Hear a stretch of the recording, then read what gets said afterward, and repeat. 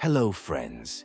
For years I watched through my screen, small rectangles glowing with adventure, people standing on the edges of the world.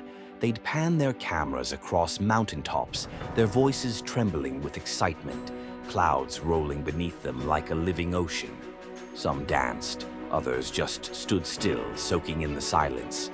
I'd always feel something in my chest then, not quite sadness, not quite jealousy, but something deeper. A longing, a whisper in my bones that said, "You belong there too." But I wasn't the mountain climbing type. I told myself that story for a long time. I'd watch from my bed, blanket up to my chin, and scroll past yet another sunrise above the clouds and think, maybe someday. And then, someday came. It started with a friend's impulsive invitation. "There's a trail," he said, grinning. "Not too technical, just long, but the view is unreal." I laughed it off at first, but something in his eyes tugged at me. That old whisper again, that longing. We started before dawn. The sky was still a deep navy, stars clinging to the edges of night. Each step up the mountain felt like shedding a layer of hesitation, of fear, of stories I'd told myself. The world changed as we climbed. First forest, then bare earth, then wind. So much wind.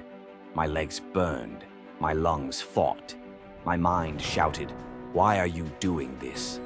But the whisper answered back, stronger now. "Because you need to."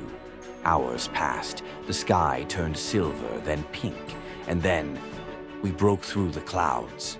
The trail bent one last time and opened into a summit bathed in golden light. I froze. I was above the clouds. They rolled beneath us like waves on a sea that stretched forever. The sun hovered just above them, casting a glow that turned everything it touched into a painting. For a moment, I couldn't speak.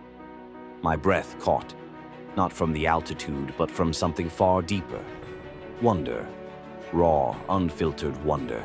Tears surprised me, not from sadness, from something else. Something like joy, but more sacred. I felt like a child again, the first time I unwrapped a toy I'd begged for. Eyes wide, heart racing. But this wasn't plastic or batteries. This was creation itself. Real, vast, unfathomable. I turned slowly, trying to take in every inch of sky. I could see the curves of distant mountains peeking like islands from the cloud sea. I thought about all the videos I had watched, all the people I had envied. I realized something.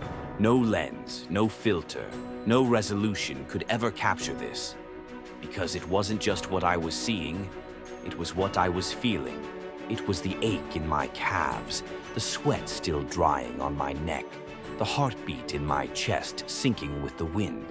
It was knowing I had climbed here myself, that this moment, this miracle, was mine. I laughed. I actually laughed out loud.